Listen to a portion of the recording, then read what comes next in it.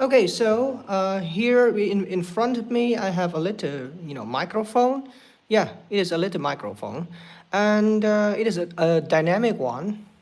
So, what do you think are the advantages of using a dynamic microphone as compared to a condenser mic?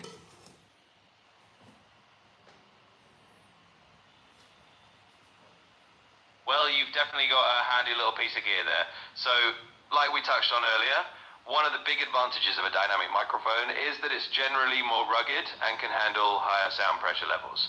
So, if you're in a noisy environment or you might be dealing with loud sounds, a dynamic mic is really forgiving.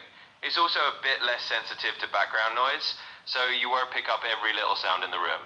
And of course, they're pretty sturdy and durable, so you can kind of knock them around a bit and they'll keep on working.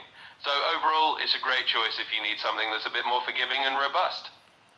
So it's interesting. It's interesting that you just now mentioned the durability of a dynamic microphone. So what you were trying to say is that a dynamic microphone tends to be more durable than a condenser mic.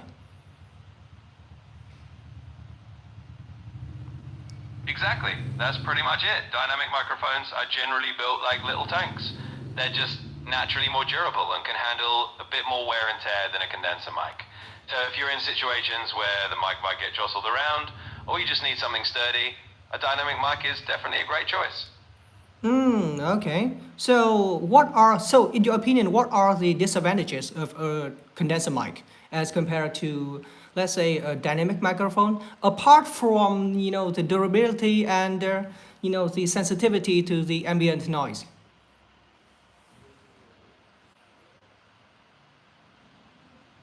Yeah, sure. That's a good question. So aside from the durability and that sensitivity to background noise, one other thing to keep in mind with condenser microphones is that they usually need something called phantom power. That just means they need a little extra power source to run, which usually comes from your audio interface or mixer. It's not really a huge disadvantage, but it is one extra step to think about. And also because condensers are so sensitive, they can pick up handling noise if you move them around a lot, so they kind of prefer to just sit still in one place. But other than that, it really just comes down to what kind of environment you're recording in and what you need. Okay, I see. So does it mean that if I plan to use a condenser mic, I should, prepare some, soundproof materials first, right? I mean, like to build some, insulation, sound insulation panels on, the inside of the room. Is that what you mean?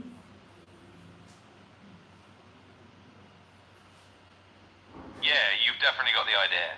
I mean, you don't have to turn your space into a full-blown recording studio or anything, but a little bit of sound treatment can definitely help if you're using a condenser mic. Even just some simple acoustic panels or some soft furnishings to cut down on echoes can make a big difference. So yeah, if you're planning to use a condenser and you want the best results, a little bit of soundproofing or sound treatment is definitely a good idea. Okay. Okay. So let's change the topic a little bit. So recently there is a KOL, key opinion leader in the IELTS biz in Vietnam. So he has always boasted his dual enrollment status in two universities as the doctorate candidate at two different universities, in one in America and one in Singapore. So, do you think that it is possible for someone to pursue two doctorate programs? I mean, two PhD programs at the same time? Is it even possible?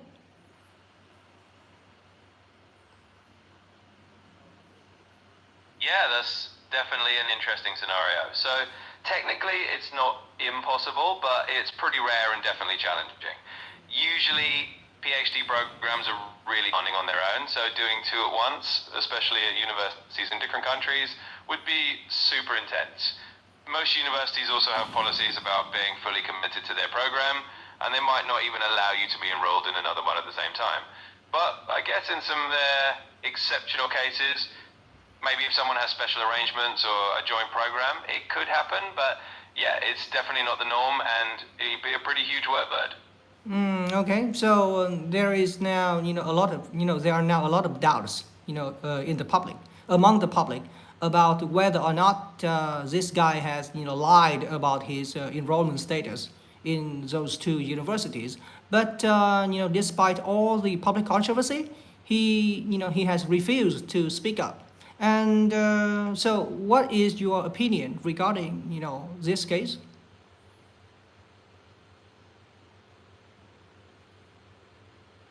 Well, it definitely sounds like a situation where people are going to be curious and maybe a bit skeptical. It's pretty understandable that folks might question it because being enrolled in two PhD programs at once is not something you hear about every day. And if he's not addressing it, well, that can just add to the speculation. My take would be that if it's true, he'd probably have some official documentation or something to clear it up. And if not, well, people are going to have their doubts. So it kind of comes down to transparency, I guess.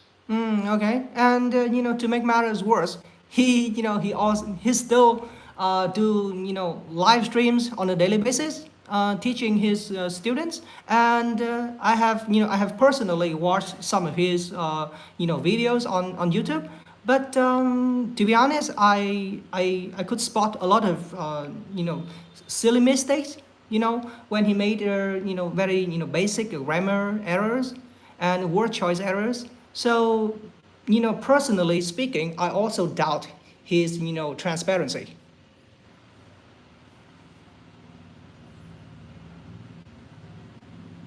Yeah, I can definitely understand why that would raise some eyebrows for you. I mean, if someone is presenting themselves as a dual PhD candidate and then making really basic mistakes in their teaching material, it's natural to be a bit skeptical. And yeah, it all kind of comes back to transparency and whether someone's credentials line up with the quality of what they're teaching.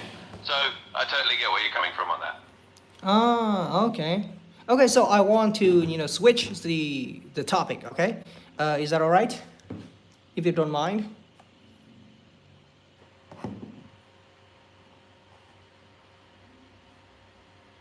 Of course, that's totally fine. We can switch topics anytime you want.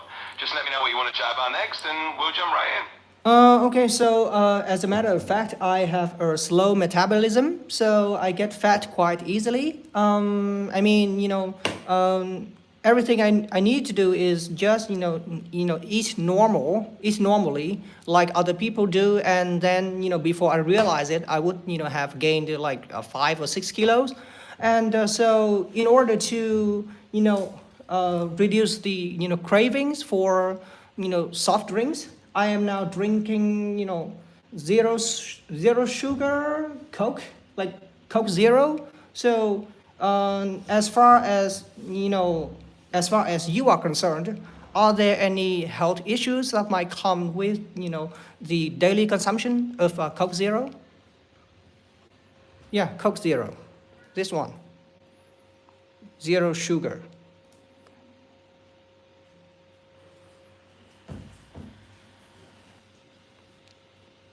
Yeah, absolutely, and I totally get where you're coming from.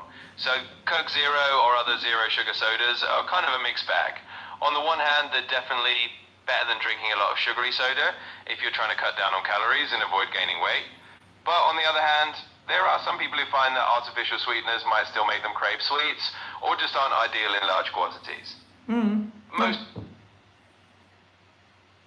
And some people are worried that drinking too much Coke Zero might cause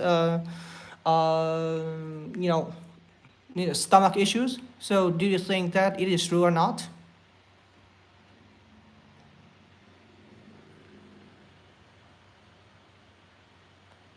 Yeah, that's a concern some people do have, and it kind of depends on the person. For some folks, the artificial sweeteners or the carbonation in drinks like Coke Zero can cause a little bit of stomach discomfort or bloating, especially if they drink a lot of it. But for other people, it doesn't cause any issues at all. So it really just comes down to how your body reacts. If you notice any stomach issues, it might be worth cutting back a bit and seeing if that helps. But otherwise, Yeah, okay, so to make a long story short, what you're trying to say is moderation is the key, right?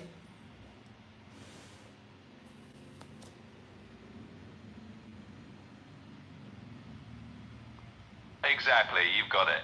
Moderation is pretty much the magic word here. enjoying a Coke Zero now and then is usually totally fine, and it can definitely help if you're trying to cut down on sugar. Just keep it balanced, listen to your body, and you'll be good to go. Okay, that's very informative. Yeah. So I have some, business to attend to. So I guess, that's it for today. Thank you for, really informative talk.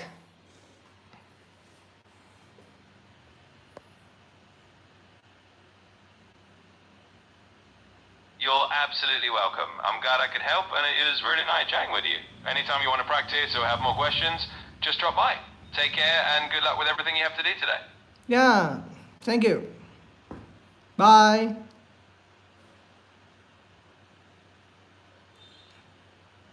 Yeah. You're very welcome. Anytime. Have a great one. Yeah.